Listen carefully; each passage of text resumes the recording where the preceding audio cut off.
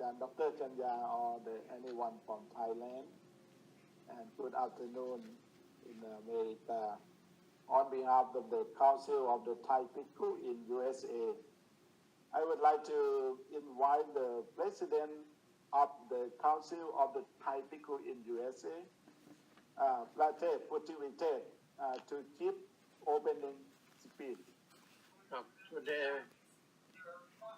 a very good day for the member of the Council of Thai Bhikkhu in USA and for the lay people who join with speech in the Buddhism. And to say so thank you for the people on over the world come to join in Thailand and anywhere, and I know come from, and especially I know the Ajahn Prasanno. Today we have talking with anything about the teaching of the Buddha. So that is right now that is good time for me start the teaching in the speech in the teaching of the Buddha. นิมนต์อาจารย์ดร.ตนัดกันครับ กับนมัสการพระเดชพระคุณหลวงพ่อพระเทพพุทธิวิเทศ Pay respect to the most venerable พระเทพพุทธิวิเทศ the President of the Council of the Thai Bhikkhus and all Mahasangha, and also Dhamma Savadi or Dhamma greeting for all participants. Tonight we have 210 as appear in the participants in this application. So today we are very fortunate to have just Ajahn Prasanno as the guest speaker tonight. First of all, I would like to introduce him to all the participants. That's someone who just came to this program, and also we are honored to welcome Ajahn Prasanno.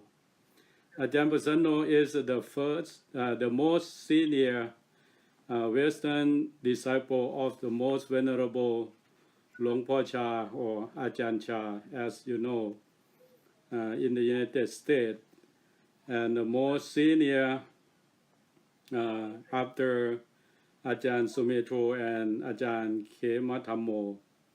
For many years, he was the abbot of Wat Pa Nanachat International Forest Monastery in northeast of Thailand. In the late year of the 1990, Ajahn Prasanno moved to California to head the new temple there that they call Apayagiri Monastery, with more than 40 years was as a bhikkhu or the Buddhist monk. Ajahn Prasanno has been instrumental in training many monks in Thailand and the United States, and has been supportive of training for women. On December 5th, 2015, at the Temple of the Emerald Buddha, Wat Phra Kaew in Bangkok, Thailand, Ajahn Prasanno received the title granted by the king, a title of Chao Kun, the name Phra Pothiyanavitet, from the Crown Prince of Thailand on behalf of His Majesty King Bhumibol Adulyadej. And also on July 28, 2018, Ajahn Prasanno has granted a royal title as Chao Kun Rat, as a Rat Pothivithet. The title Chao Kun is given periodically to monks in Thai tradition who have distinguished themselves with their contribution to the monastic tradition. This high honor is particularly significant as Western monks are rarely awarded this special recognition. He's spending more than 24 years living in Thailand. Ajahn Prasanno became a well-known and highly respected monk and Dhamma teacher. Prior to living in Thailand, he was appointed as the official preceptor with authority to preside over the ordination of samanera and bhikkhus. So in Thai we call Upacha. Ajahn Prasanno moved to California on New Year Eve in 1997 to share the abbotship of Apaikiri Monastery, Redwood Valley, California, with Ajahn Amaro of Amaravati Buddhist Monastery in England. After Ajahn Amaro's departure on July 20, 2010, Ajahn Prasanno became a sole abbot of Apaikiri Monastery until July 11, 2018. Apaikiri Monastery developed significantly under his leadership and guidance. So we are lucky tonight to have him as the Dhamma teacher. So please, Ajahn, give the Dhamma talk in the topic of how to live without fear and worry in the situation of the coronavirus spreading all over the world. So we need your guidance. Thank you, Ajahn, for presenting tonight. Thank you. Welcome, Ajahn. Namo tassa bhagavato arahato samma sambuddhassa. Namo tassa bhagavato arahato samma sambuddhassa. Namo tassa bhagavato arahato samma sambuddhassa. Buddhang dhammang sanghang namasami.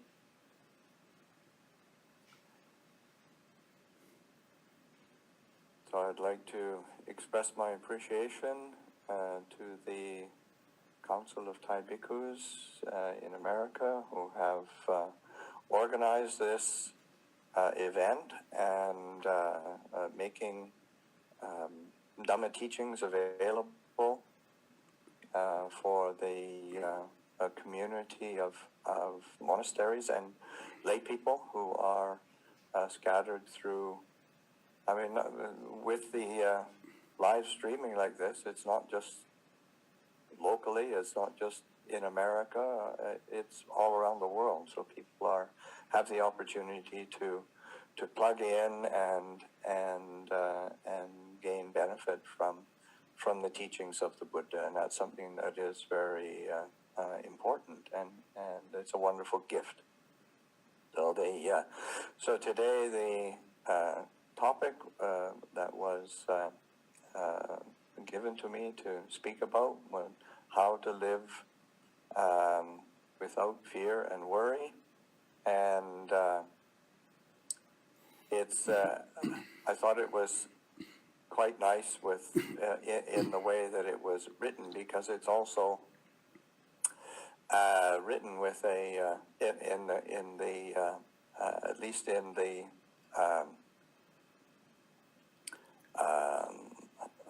poster that I received, it was with a question mark, and is it possible to live without fear and worry? I mean, that's as rather than how to live without fear and worry, like you've got to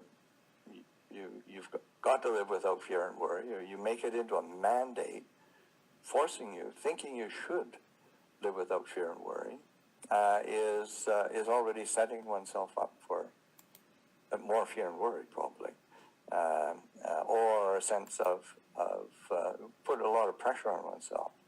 So a lot of the perspective, and this is something that, of course, that the Buddha is so skillful at doing, is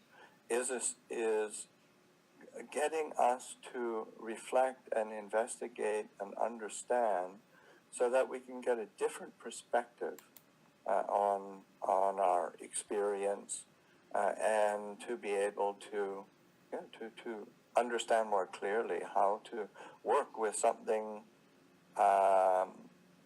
quite ordinary, and in the sense that fear and worry are quite ordinary, and if one has passed through, what is it? Oh, it's almost 3 months now of this period of the COVID-19 virus and its the accompanying sickness, illness, economic impact, social impact, without having any fear and worry, I expect that you're not thinking very much or not experiencing very much. I mean, one is shutting down somehow.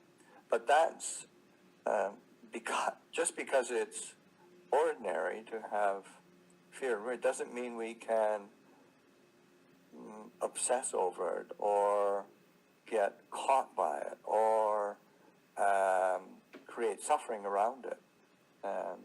It's like if you think in terms of just on a evolutionary basis, any human beings who didn't have any fear whatsoever, they probably didn't last very long on an evolutionary basis. They managed to get themselves eaten or managed to harm themselves in some way, so that they didn't pass on their genes. And so even if it is normal or ordinary, again, this is the Buddha is pointing to, with the Four Noble Truths, there is suffering. And that is really, one has to acknowledge that, oh yeah, that is suffering. And even something that is a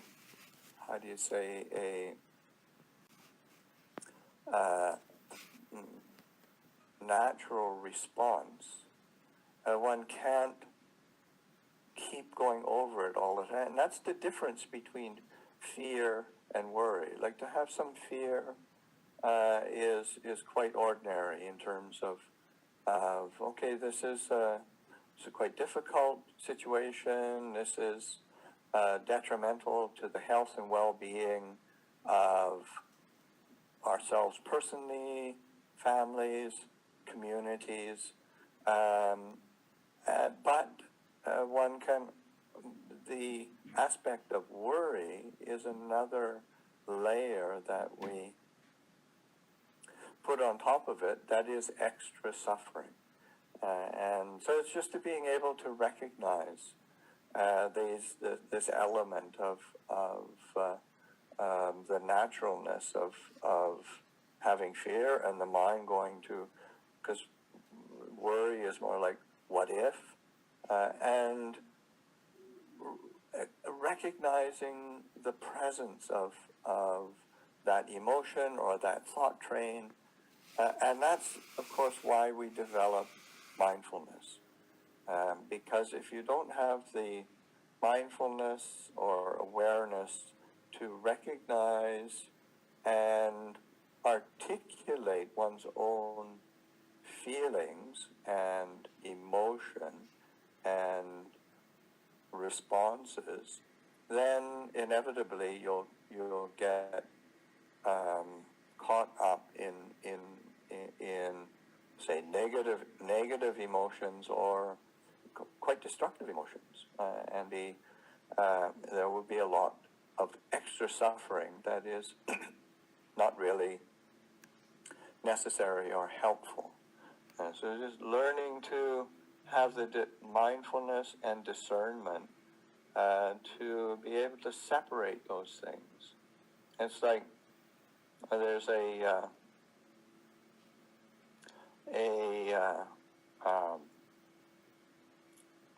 American, he's a neuroscientist actually, and this is quite a few years ago. He wrote a book that was titled, Why Don't Zebras Have Ulcers? I mean, in the sense that zebras, in a natural setting, they have to deal with some attacks by predators that's really worthy of fear. But as soon as they either escape, there's two options. They escape or they get eaten. And so that if they escape, it won't take very long, and they're back grazing and eating and hanging out with their zebra friends. Of course, humans do something quite different. We're gifted with let's say, more complex layers of intelligence and emotions, but because we can project and we can proliferate and we can think about things, then we start worrying. And we start, and that worry puts us back into that same kind of fight or flight response, which is extremely detrimental to our physical and mental, emotional well-being. So it's like being able to develop the mindfulness to recognize when is something actually threatening and when is it not. And that's really, really important to be able to recognize that there is a big difference, and it has a very different response to the body. So that cultivation of mindfulness, reflection, investigation, so that one can see more clearly, okay, what is actually worthy of fear, and what is obsessing and getting trapped in worry. And so then because that's going to lead to a lot more suffering. And that's an aspect of say, Buddhist practice that the Buddha talked about 2,500 years ago. Because these are very human reactions, they're very human responses that even in the Buddha's time, people were quite adept at creating extra suffering for themselves, just as we are. And so that learning how to develop that quality of awareness and discernment. Because it's one thing to be aware of something, but then to also have the reflective investigation that is discernment or wisdom. And of course the Buddha's, and that is panya.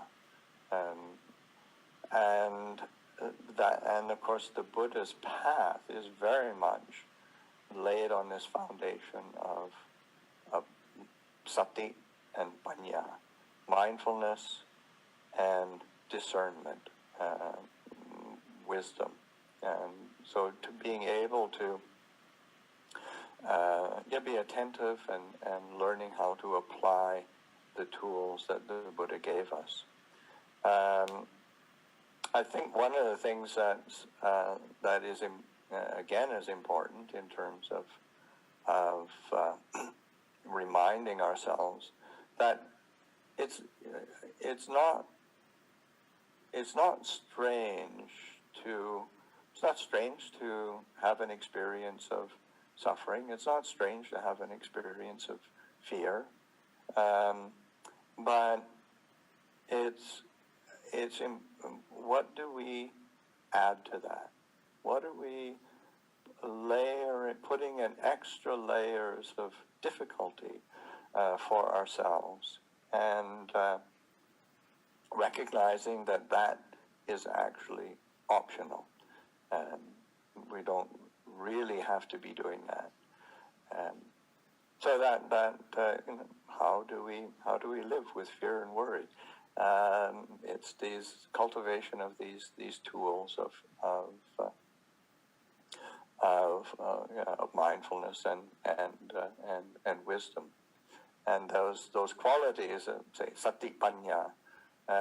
This is I can remember when I very first went to live in Thailand with Ajahn Chah, and not knowing, when I first went, really not knowing any of the Thai language, and those were some of the first words that I actually learned in Thai. These words, sati panya, because Ajahn Chah would use those themes over and over again. I think one of the things that is a great source of, say, fear and worry is it's just uncertainty. If something, if we're attacked by a lion like a zebra, that's pretty clear. That's worthy of fear. But the uncertainty that accompanies this, say, particularly at this time, in terms of an illness that is pretty vague, really. It's obviously clear, but then in our day-to-day experience, it's not, say, an immediate threat for most of us. But so then the uncertainty is something that wears away at us, and of course that's where worry, uncertainty, and then fears start working together. And uncertainty is like Ajahn Chah used to, a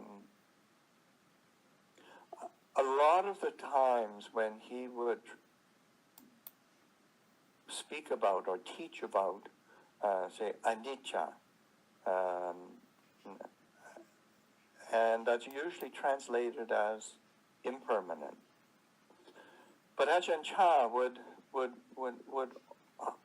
just as often, rather than talk about impermanence, he would talk about uncertainty, not sure, not a sure thing. In Thai, mai nae. And so that sense of anicca being a quality of uncertainty is much more of a, say, like an emotional response to change, an emotional response to the reality that everything is in flux. It is changing. It's everything everything really is uncertain. And remember Ajahn Chah teaching and saying that if one draws close to uncertainty, one draws close to the Buddha. And that's a really beautiful encouragement because oftentimes especially like with fear or worry and uncertainty, those are ways of it keeps it kind of a bit distant. It's sort of objectified and is then not I mean, it's experience, but it's experience as a threat, and we do the actual uncertainty is not really investigated clearly. So that's the sense of drawing close to uncertainty to allow it in and to recognize, oh, this is uncertainty. In the same way that with in terms of dealing with Four Noble Truths of the Buddha, it's like being able to look, oh, this is suffering.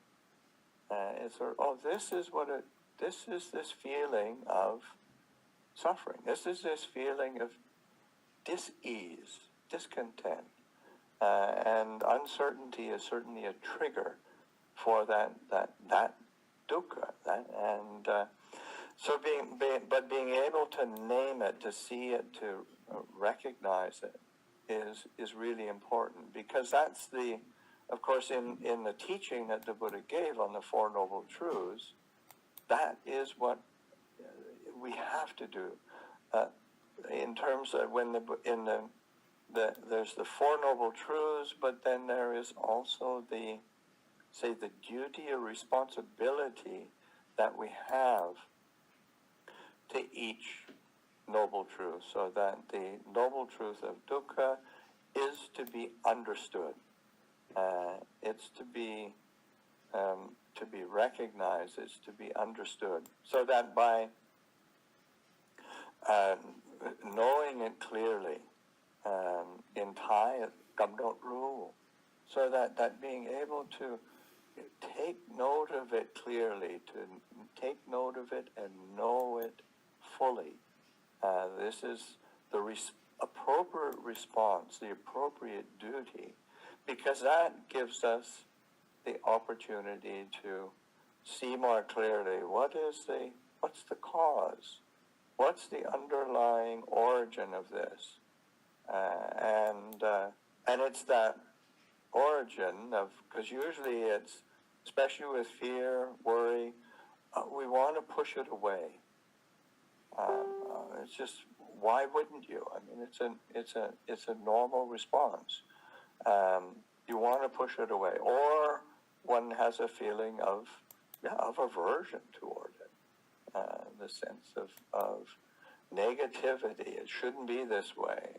I don't want it to be this way. I don't like this. And of course, global pandemic. I mean, what's there to like? I mean,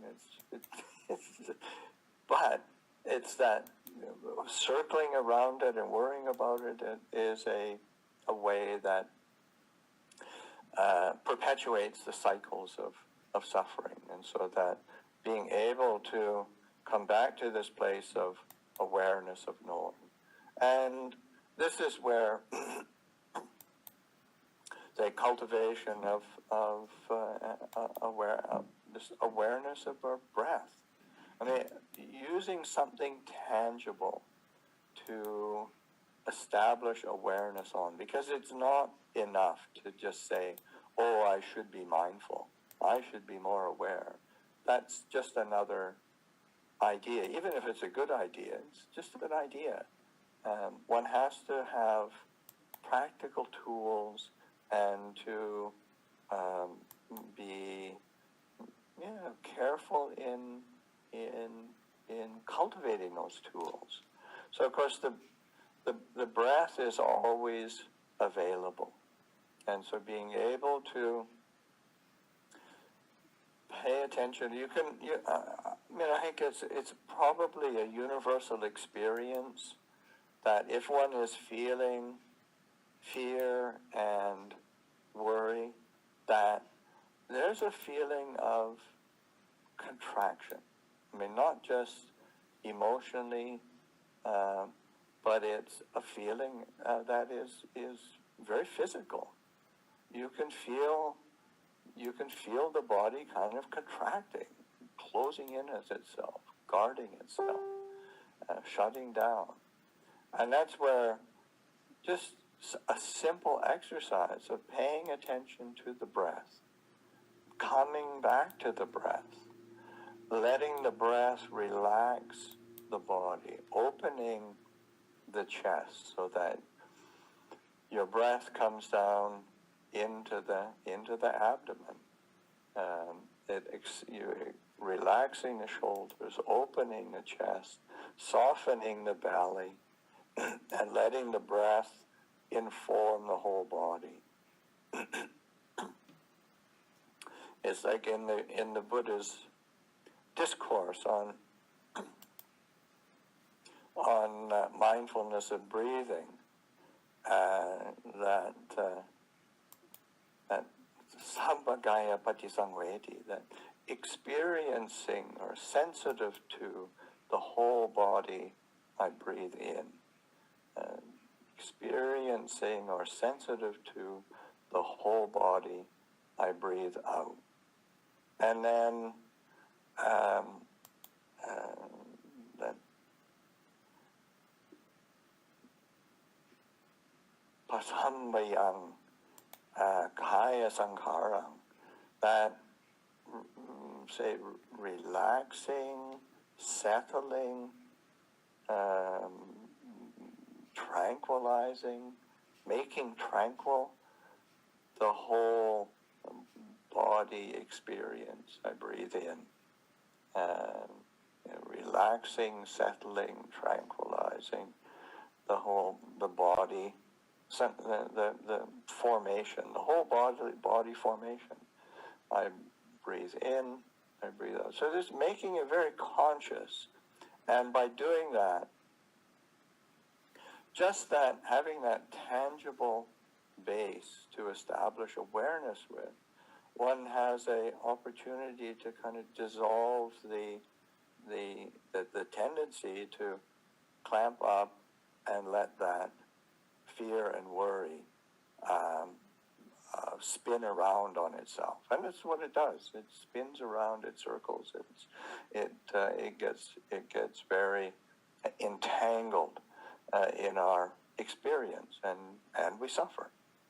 So it's this, but that coming back to something as simple and basic as the breath. We've always have the breath. We have to be breathing. So may as well make it mindful. May as well become aware of it, and then use it as a tool for this cultivation of mindfulness and discernment, of wisdom, cultivation of clarity through just as an in-breath and an out-breath, and not forcing the breath, but just learning how to relax into the breath and relaxing the body, relaxing the mind that way.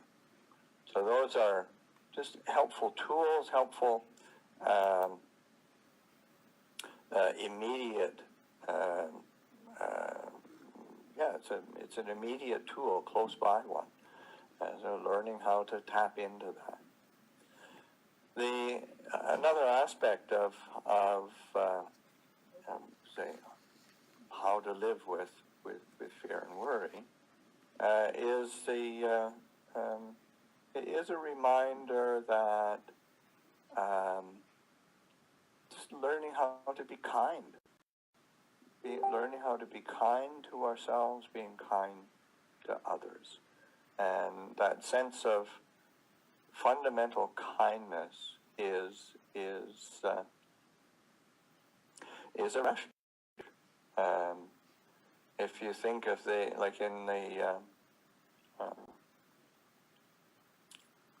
just recollecting the Buddha, like in our in our morning chanting, where recollecting the Buddha was as one who is with ocean-like compassion, a sense of broad, limitless compassion. But that's something that we can be learning to turn our attention to. Just this sense of kindness, compassion, metta and karuna. Those are say, one of the teachers in our in the group Ajahn Chah monks, Ajahn Vajiro, he started referring to they say the Brahma Viharas, Metta, Karuna, Mudita, Upekkha, loving kindness, compassion, sympathetic joy, equanimity, as mature emotions. I think that's really skillful to be thinking in those terms, that one can turn one's attention to emotions that are really mature and beneficial for oneself, beneficial for others, in the same way that, when one is in a difficult situation, one is hoping to have some sort of mature response around one. Similarly, in our own internal world, as there's a mixture of a variety of reactions, responses, sometimes a whole chorus of different voices going on, just to have a mature voice of emotion saying, just be kind to yourself, be kind to others, and it's that's not a silly response. That's actually a mature response. I think of say His Holiness the Dalai Lama, who, when asked what his philosophy or his what is the basis of his say the religion, he said, say my religion, my philosophy is kindness, and it's really and of course it's hard to find somebody who is more knowledgeable, more accomplished in terms of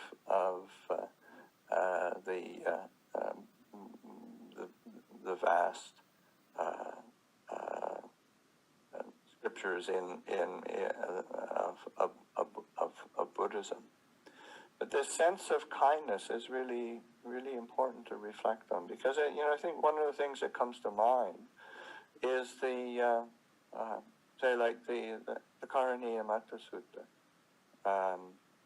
and which is a sutta most, if one is a Buddhist, it's one that virtually all Buddhists will know. It's the Buddhist Discourse on Loving Kindness, and it's one that we all chant, and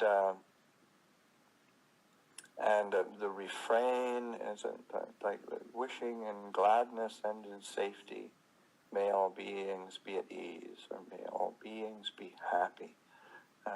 It's this wish of loving kindness. But that discourse, just to recollect, where did that teaching come from? Well, it comes from a time when a group of monks were practicing in a forest, and they were experiencing a lot of fear because of the situation that they were experiencing.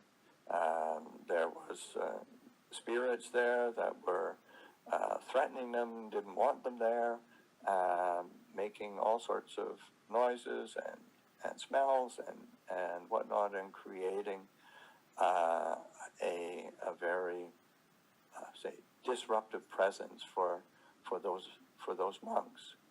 And the monks were originally going to spend the rains retreat there, and they just got too agitated, found it too difficult, and they went to the Buddha and told him what happened, and then what the Buddha did was teach them Discourse on Loving Kindness, this Karaniya Matta Sutta, and this and to establish the mind in loving kindness. And he sent them back there. And so, go back there and deal with it. Go back there and work with it. You've got the tools now that you can live in a place where before you were experiencing fear, you were obviously experiencing worry, but they wouldn't have bailed on the place. And that was those are skillful tools. So that being able to consciously bring to mind the various teachings and methods of cultivation of loving kindness. So that cultivating kindness toward oneself is so important. And again, when you direct loving kindness toward yourself, what do you tend to experience? There's a softening there. There's an opening there. There is a settling that takes place. And that it's really important as a direct means of taking the edge off that push behind the mind that's I've got to be afraid of this, I've got to worry about this, and that obsessive quality. And so no, this I can just have wishing in gladness and in safety.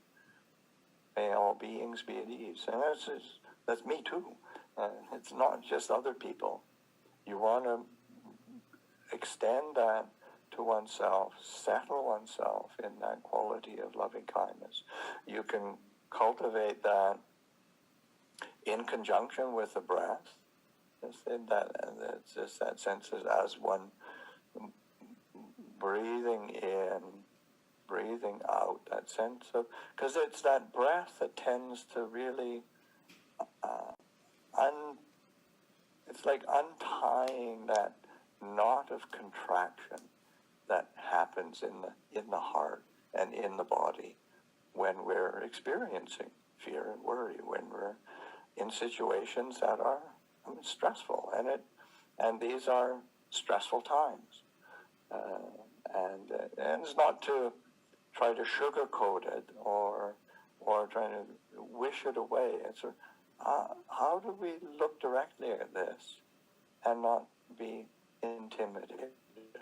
How do we look directly at this and not be overwhelmed and realize, we've got the tools, we've got the foundation, and especially as Buddhists. I mean, that was one of it's one of the wonderful things that was really the for me the ongoing source of inspiration in training and practicing is the recognition that the Buddha has given the tools. I grew up from a Christian background and a Judeo-Christian culture, and there's so much emphasis on belief. Like you got to believe in something, and the Buddha is not saying you have to believe in this.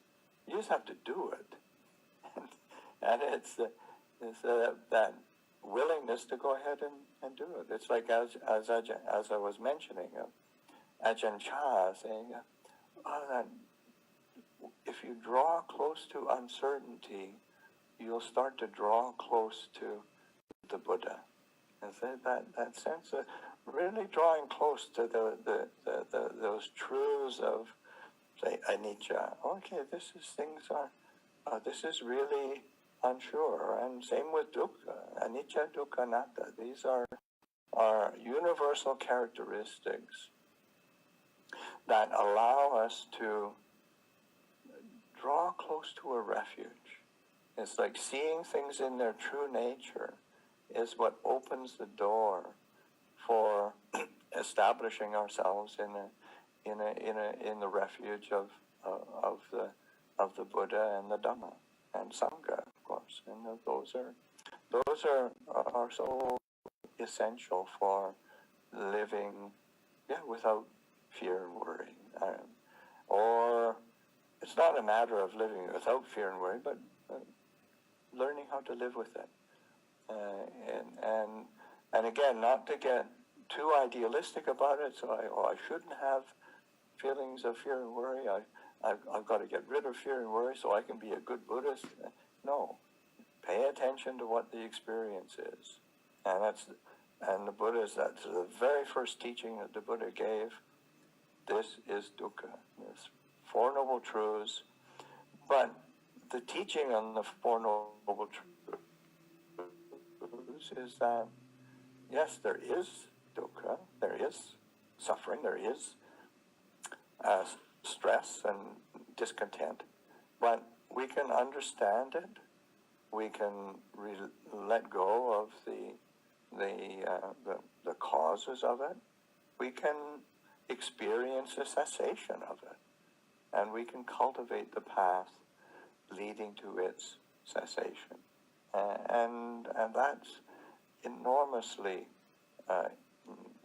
inspiring and worthy of confidence.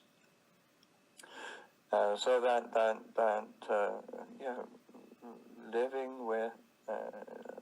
living with fear and worry. This is a time where everything really is uncertain. Who knows when? We are scattered around the globe, and even if there is right now a certain beginning to open up and easing of the restrictions, who knows what's going to happen. But what we can do is be present, we can be aware, we can be kind to ourselves, we can be kind to each other, and we can learn how to look after each other. It's a fundamental generosity and kindness. These are very human qualities that, of course, are at the root of the Buddha's teachings.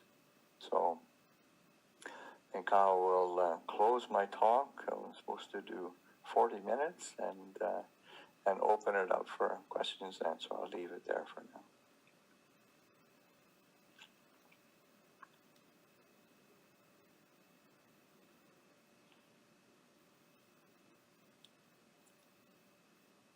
Thank you for your talk, Ajahn, and I hope that you got the guideline how to live without fear and worry today.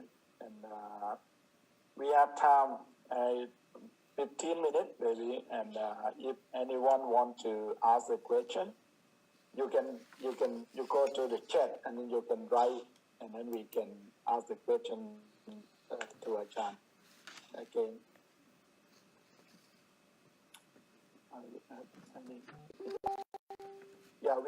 We got some question, Ajahn. Okay. Yeah.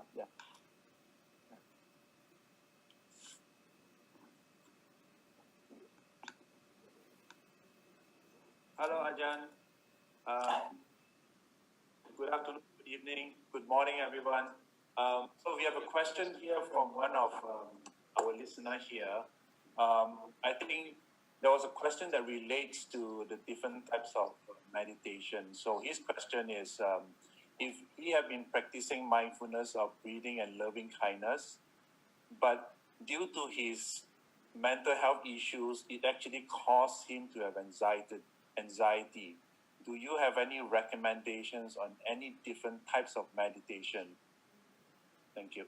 I think one of the things that's really important in terms of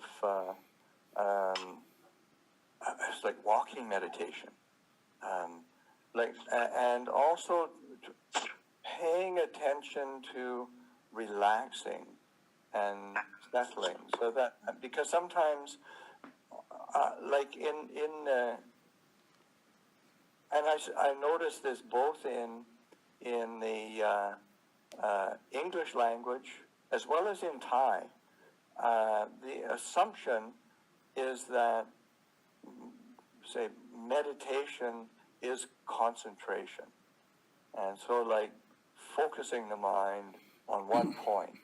And certainly in the English language, when you say the word concentrate, I've got to concentrate my mind, it's already stressful. I mean, it already makes people uncomfortable, because oftentimes it's trying too hard, forcing the mind too much.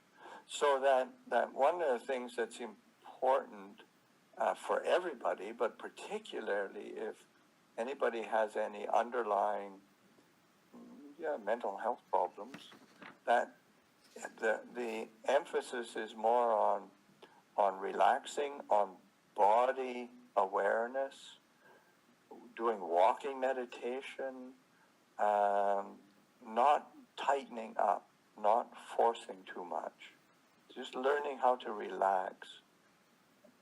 And it's like learning how to relax and just enjoy one breath at a time. It's something that is really, we tend to overlook because we tend to be very goal-oriented. I've got to get my meditation together. I've got to make my mind concentrated. I've got to make my mind peaceful. And we get so busy with that. It's really, I mean, that's stressful. So just learning how to just relax and enjoy something as simple as a breath, or just the one step at a time, doing walking meditation, doing chores, gardening, anything that's physical that one can relax into. It's really supportive, really helpful.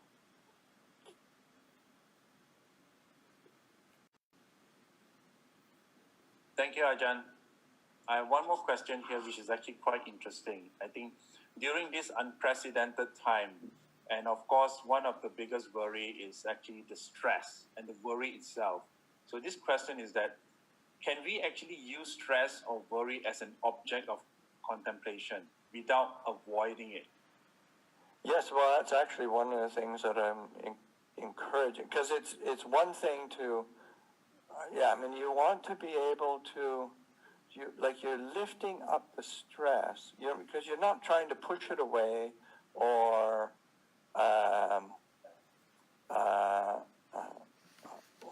idealize a sense of, like, I shouldn't experience this, I should be experiencing that. It's just sort of acknowledging and recognizing, oh, this is stress, but then turning it as a motivation for that cultivation of compassion. You're like, because compassion is like that the fundamental basis of compassion is the wish to alleviate suffering. And whether so that like when we when we bring up say compassion as an object, it's for that may I be free from suffering, may I be free from difficulty, may I be free from stress, and may I be free from dukkha. That's the basis of the intention. And similarly for others, so that wish for may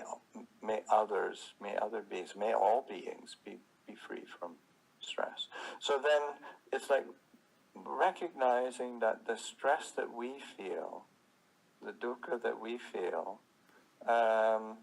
is something that everybody feels. It's it's not just me that's having a difficult time during this global pandemic. It's a global pandemic. Everybody's going through various difficulties and problems and stress. So that using it as a catalyst to transform. And this is something that in terms of Buddhist practice, you want to be able to take something really ordinary, say like stress or suffering, and you take that, and it's through being mindful and understanding how universal it is, to transform it into like a mature emotion like loving kindness and compassion. And so it's like one's not pushing it away, you're not pushing the stress away, you're not trying to annihilate or get rid of the stress or dukkha, but it's lifting it up and seeing it and then using it as a bridge so that it can take one to kindness and compassion. And it's and of course one has to be very mindful and alert, because the habit of the mind or the tendency of the mind is to go, why is it happening to me? Oh, I don't like this. It shouldn't be this way, and that brings the mind down.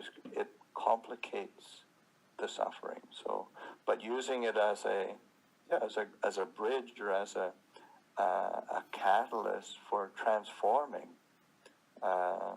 something that's difficult into something that's really mature and quite beautiful, because that really is the capacity of the human mind, the human heart, to rise above its habits, or rise above its tendencies, and it's so he says, this is possible. So it's a great opportunity. Thank you, Ajahn. So if you don't mind, I also want to be respectful of the time. So I know it's 5 p.m. over here in Pacific time. I think this is actually one of a good question that I hope Ajahn can address. Something closer to home in US here. And as you can see that there's so many social unrest and also uncertainty. So this question actually relates to the feeling of what he calls helplessness. It's like there are so many things that we see that we feel like, what can we do? It is that sense of helplessness. So the question is, how do we deal with that emotions of helplessness? Because it is so much of negativity and situation that we are facing here, not just the pandemic, but what is doing. Thank you. Yeah, no, I think that is again this sense of because it's important to try to recognize how do we feel helpless, and so much of it comes from the tendency to assume, because we personalize it. We personalize the experience.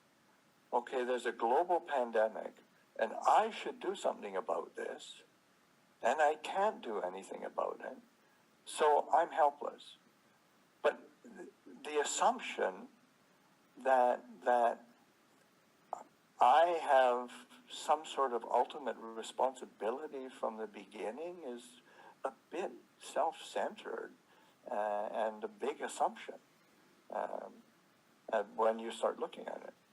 Which doesn't mean that we can't do anything at all, but it's important to recognize, well, what can we do? And of course, what we can do is we can be honest, we can be truthful, we can be caring in terms of we're not harming, we're not cheating. It's back to the 5 precepts. We can be committed to those five precepts that gives us an agency of establishing ourselves in skillful action that we can really feel good about. And it's really interesting in the,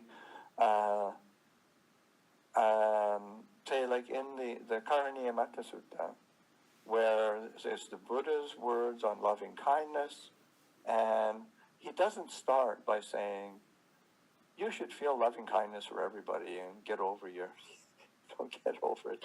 It's like, get over your negativity. It's like, no, this is what should be done by one who is skilled in goodness, is be able and upright, straightforward and gentle in speech. It's like the foundation of loving kindness is in skillful action, how we relate to each other as human beings, because we start to embody that intention of kindness quite ordinarily, because we're being responsible. We are being established in the aspect of say like non-harming, of not taking advantage of anybody, and so one is building trust. And I think that learning how to live with trust, of course, it doesn't begin with the whole world out there. It begins with the people who are closest to you, and learning how to build on that foundation.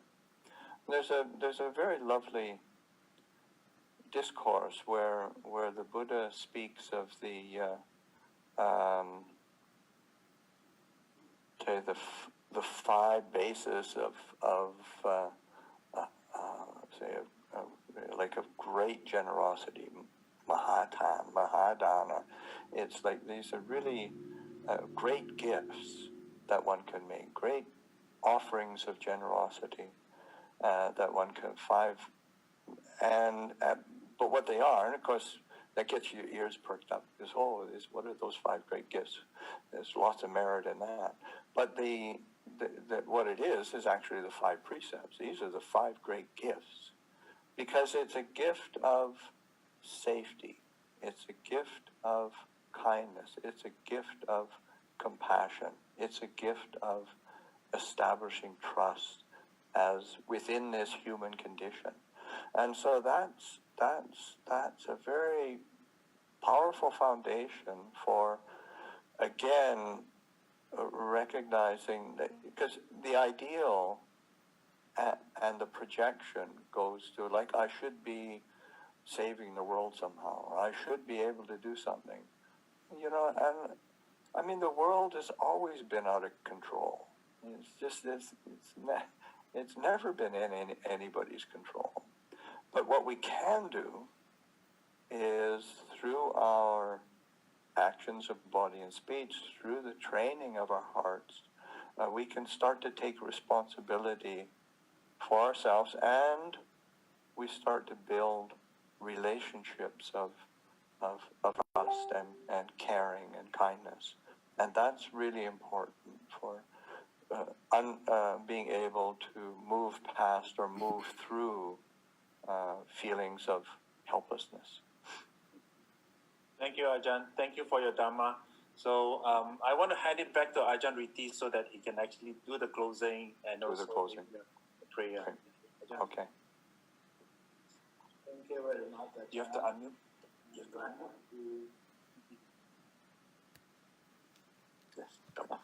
Thank you, Dadacha. And we have reached to the end of the special Dhamma talk today. And I hope that everyone will come back for Saturday again. Because this program, we have the 1 a week. You remember it's 4 o'clock in Pacific time and 6 o'clock in the morning in Thailand, and 7 in the, in east side, New York, Okay, and then thank you very much for your joining today. Okay, before we leave, we pay respect to the People Jam again. อะระหังสัมมาสัมพุทโธภะคะวาพุทธังภะคะวันตังอะภิวาเทมิสัมมาสัมพุทโธภะคะวะโตธัมโมธัมมังนัมมัสสามิสุปฏิปันโนภะคะวะโตสาวกสังโฆสังฆังนามามิ Yeah, now we can talk. Okay. Okay, thank you for organizing this. Thank you very Thank much you so for much. all the people around the world. Thank you very much. Have a nice day for Okay, everyone. Sadhu, see you next Saturday. Have a Sadhu, nice day Sadhu. from Sadhu, California. From sadhu. Very California. much.